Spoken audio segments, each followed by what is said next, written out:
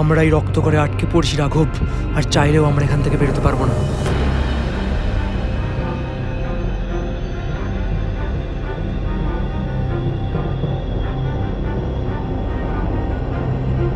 এই তো বড়া বললি রাস্তায় আনিস, আবার আমার একই জায়গায় কি করে চলে এলাম? আবার সেই একই জায়গা। আবির, এটা হচ্ছেটা কি? এই নিয়ে বড়া 3বার জায়গাটা ফিরে এলাম। আবির, আমরা এখানে ট্র্যাপ হয়ে গেছি। সাইকেল রাখ আর ছুটে পালা।